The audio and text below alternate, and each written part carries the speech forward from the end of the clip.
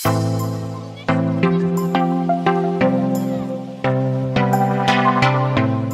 Everyone, welcome to a story a week. मेरा नाम है अक्षय कपूर। मैंने सोचा क्यों ना आज कुछ लोगों से चल के जनरल नॉलेज के कुछ सवाल पूछे जाए।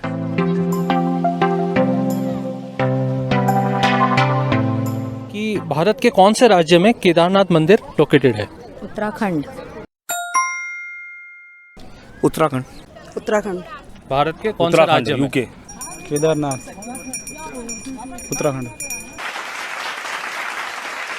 भारत में कुल कितने महाज्योतिर्लिंग हैं? 12 महाज्योतिर्लिंग है। 12। 12। 12। वो तो ध्यान। परिक्रमा क्लॉकवाइज लगाई जाती है या एंटी क्लॉकवाइज? क्लॉकवाइज लगाई जाती क्लॉकवाइज। क्लॉकवाइज। Anti clockwise. गर्भगृह के चारों ओर एक मार्ग बना होता है जिसे कहते हैं प्रदक्षिणा मार्ग। इसे हम सिंपली परिक्रमा भी कहते हैं। परिक्रमा हमेशा क्लॉकवाइज और ऑड नंबर में लगाई जाती है, जैसे 1, 3, 5, 7। धर्मपथ के चारों तरफ होता है देवी का पद, और उसके बाहर मनुष्य पद, और उसके बाहर पिशाच पद, जो कि राक्षस और दानवों का पद माना जाता है। हम मनुष्य पद में परिक्रमा लगाते हैं, जिसका अर्थ होता है कि मानव परिक्रमा लगाते समय अच्छाई और बुराई के बीच चल रहा है और उसे अपना ध्यान अच्छाई की ओर यानी ब्रह्मपथ की ओर केंद्रित करना है।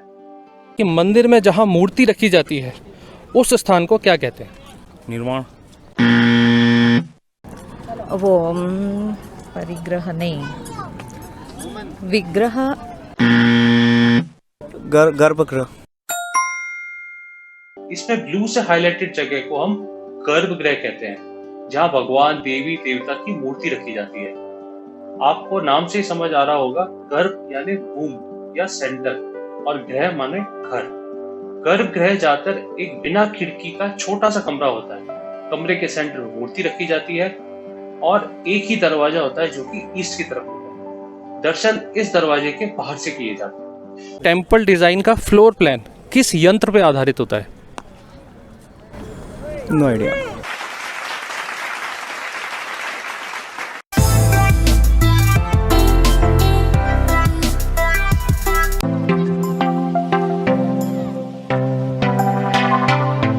रवित, मेरा पहला सवाल यह है कि आज़ादी की पहली क्रांति कौन से साल में लड़ी गई थी? I think 1859। आज़ादी की पहली क्रांति 1930। 1857। 1857 क्रांति 1857। 1857 में सर। मेरा दूसरा सवाल यह है कि बैटल ऑफ प्लासी किस किस के बीच हुई थी? बैटल ऑफ प्लासी सिराजुद्दौला और रॉबर्ट क्लाइव। क्लाइव मतलब इंग्लैंड अंग्रेज क्लाइव था and Sirajuddaula. Tipu Sultan and Ahmad Shah Abdali. Clive और अंग्रेजों के बीच में। क्लाइव और अंग्रेज तो एक ही हो गए ना सर। क्लाइव अंग्रेजों की तरफ से था सर, हमारी तरफ से कौन था? नाम मालूम नहीं सर। मेरा तीसरा सवाल ये कि नवाब सिराजुद्दौला को आखिर किसने धोखा दिया था इस लड़ाई में? मीर जाफर। मीर जाफर ने। बैटल ऑफ प्लासी में क्लाइव ने मीर जाफर को नवाब के सपने दिखा के युद्ध से पहले ही अपनी तरफ कर लिया था। क्लाइव को बंगाल के एक जगत सेठ ने भी मदद की थी। बंगाल में सिराज के पास 50,000 सैनिक, 40 कैनन और 10 वॉर एलिफेंट्स थे, जबकि क्लाइव के पास 3,000 सोल्जर्स ही थे।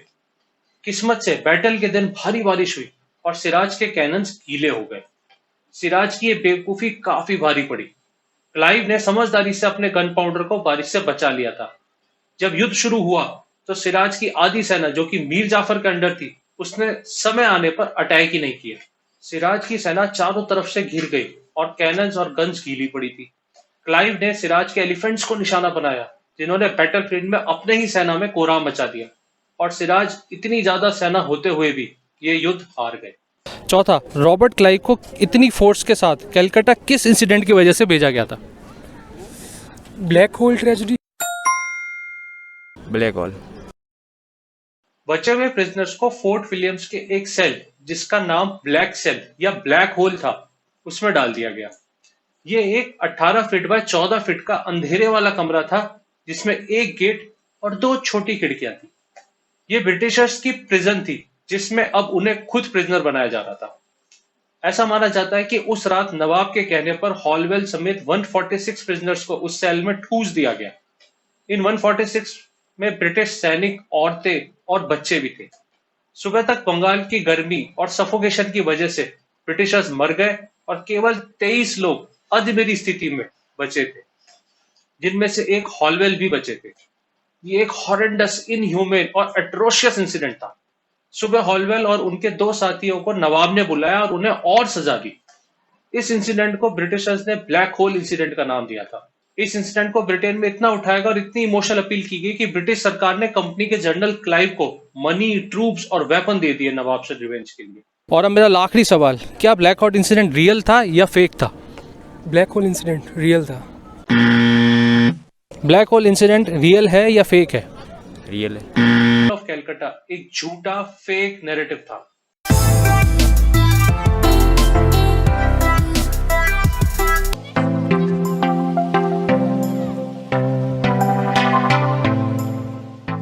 तो गणपत जी, मेरा आपसे पहला सवाल ये है कि हमारे कॉन्स्टिट्यूशन में, भारत के जो संविधान है उसमें भारत के 2 ऑफिशियल नाम रखे गए हैं। वो 2 नाम क्या क्या है?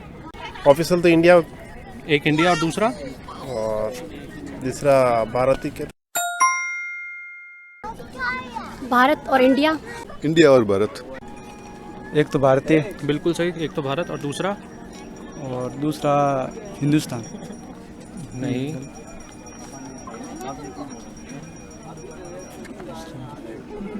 सोचिए सोचिए, भारत को और क्या बोलते हैं? भारत को हिंदुस्तान बोलते हैं और इंडियन। संविधान में ना? हाँ, हमारे भारत के संविधान में भारत का क्या नाम लिखा हुआ है? भारत ही एक तो भारत हो गया और दूसरा? भारत को और क्या, हमारे देश को क्या कहते हैं? सोने की चिड़िया नहीं। आराम हिंदुस्तान। से सोचो, आराम से सोचो, और क्या कहते हैं? इंडिया। अच्छा, सॉरी सर, इसका कोई आंसर नहीं। थोड़ा सा पीस ऑफ माइंड से एक बार सोचने के दीजिए कि भारत के कॉन्स्टिट्यूशन में भारत का क्या नाम लिखा हुआ है? 2 नाम लिखे हुए हैं, दोनों एक क्या तो नाम? भारत है। हाँ, एक तो भारत है और दूसरा? भारत है और दूसरा भारत को और क्या बुलाया जाता है?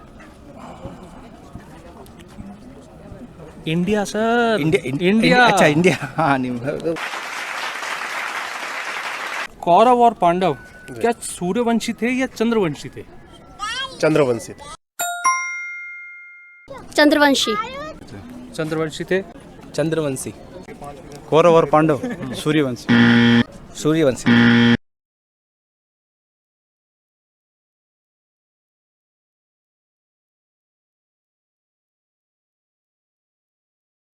कि महाभारत का जो एपिसोड आया था बी.आर. चोपड़ा का, उसमें पहले सीन में राजा भरत को दिखाया जाता है, ठीक है ना? राजा भरत की माता का नाम क्या था? केकई। नहीं, राजा भरत की। वो आप रामायण वाली भरत पे चले गए। मैं सवाल महाभारत वाले भरत के लिए पूछ रहा हूँ। राजा भरत जो थे उनकी माता का नाम क्या था? महाभारत में कौन भरत थे? नहीं। महाभारत के पहले सीन में राजा भरत को दिखाया गया है। राजा भरत की माता जी का नाम क्या था? शकुंतला। शकुंतला। बिल्कुल सही जवाब, शकुंतला। गुरु विश्वामित्र और मेनका से एक पुत्री का जन्म होता है। उस पुत्री का नाम था शकुंतला और बाद में शकुंतला का विवाह दुष्यंत से होता है, राजा दुष्यंत से, और पैदा होते हैं राजा भरत। जी हाँ, दुष्यंत सन भरत। कहते हैं राजा भरत बचपन में बहुत ही निडर थे। राजा भरत शेर का मुंह खोल के उसके दांत गिर लेते थे। अगर आपने बी.आर. चोपड़ा की महाभारत देखी है तो उसके प्रथम दृश्य में यह दिखाया है कि राजा भरत की सभा लगी हुई है और राजा भरत ये कहते हैं कि मेरा उत्तराधिकारी मेरा पुत्र नहीं होगा बल्कि वो होगा जो इस सीट के योग्य होगा। मेरा चौथा सवाल यह है कि ऋषभ देव जो जैन तीर्थंकर थे, पहले जैन तीर्थंकर, उनके दोनों पुत्रों का नाम क्या क्या है? नहीं।